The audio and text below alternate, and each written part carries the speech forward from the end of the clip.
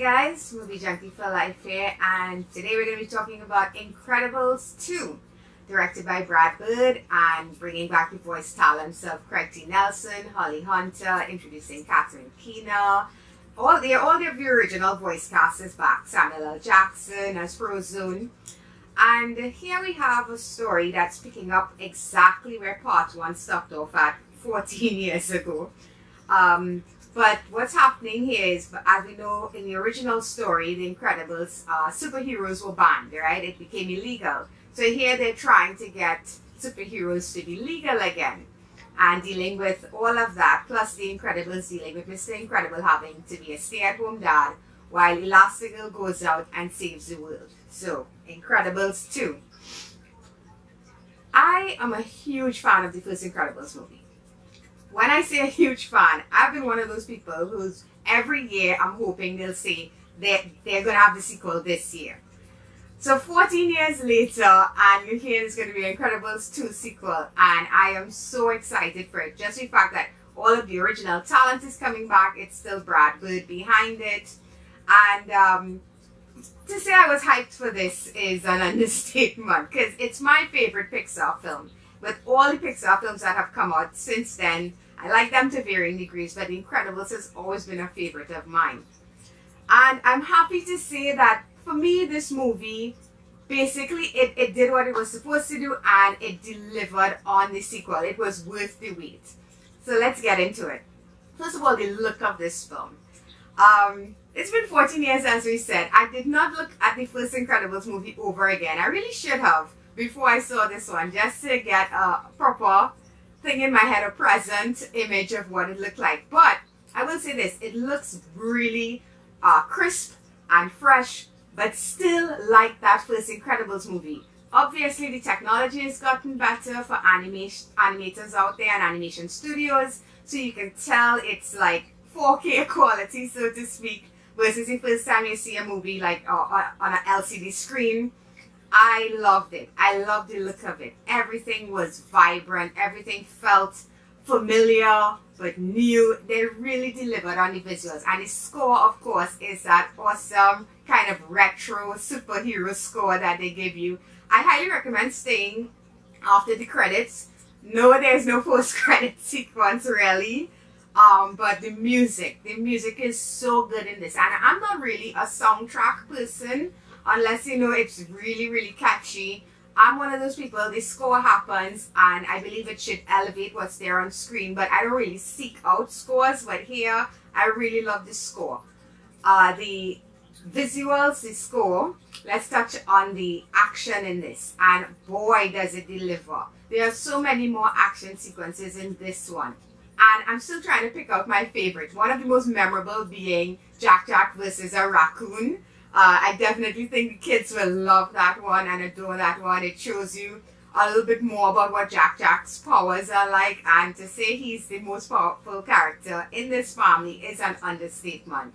So they deliver on the whole Jack aspect, but action-wise, there's so many good action sequences in this, and the way the powers are shown for what everybody can do in this. I mean, in the first one, we had that really awesome sequence. And when I think about it now, it's kind of like what Dave Quicksilver borrowed from that for the X-Men movies, when Dash had to do that whole running sequence. It's kind of like that, and we get that with Elastigirl here. We get to see what she can really do in this. And it's an amazing sequence. It's her trying to rescue a runaway train. But there's so many of these action sequences, and I really enjoyed each and every single one of them. Frozone's powers as well, and with the new animation, the new technology, the snow looked like you could reach out and touch it. The story here now this is what Pixar is known for. Pixar has always been that studio that has managed to balance adult themes with childlike wonder. Put those two things together and give you a movie and a story that the adults can enjoy and the kids can enjoy.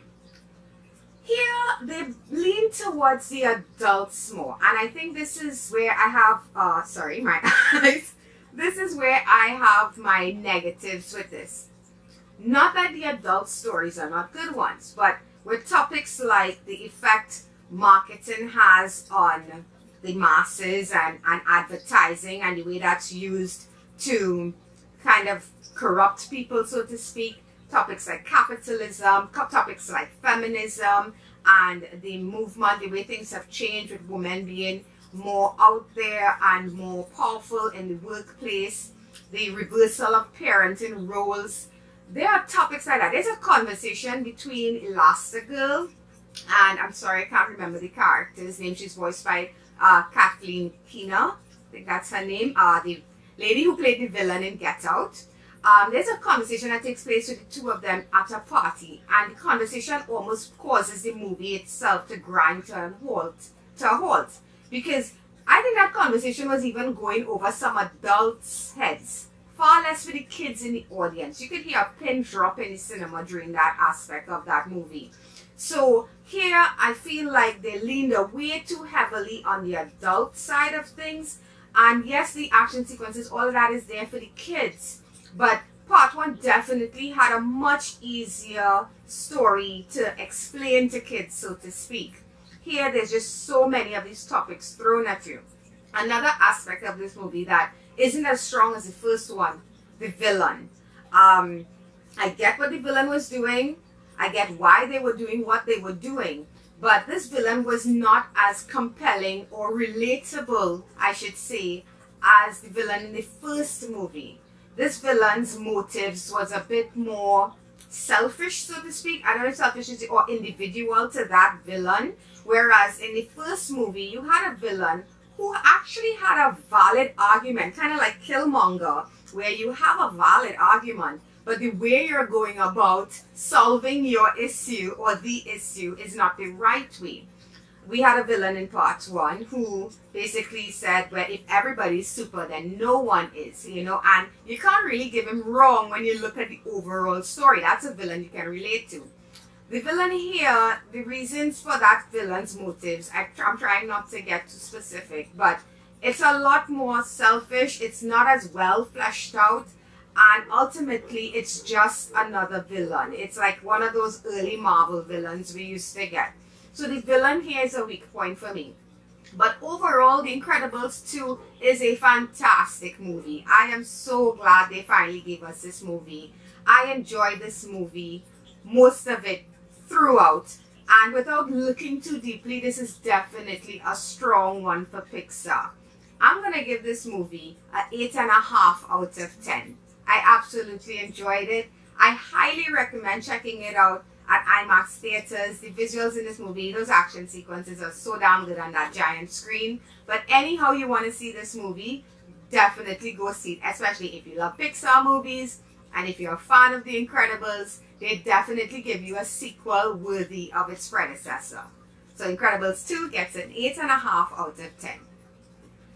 And that's going to be it for me, guys. So I hope you liked this video. If you did, please feel free to give me a thumbs up. It's much appreciated. If you want to subscribe to my channel, you can click on my face over there. I also do short 30-second reviews on Stardust, named Movie Junkie, of course, capital M, capital J. And that's going to be it for this time, guys. So until next time, bye-bye.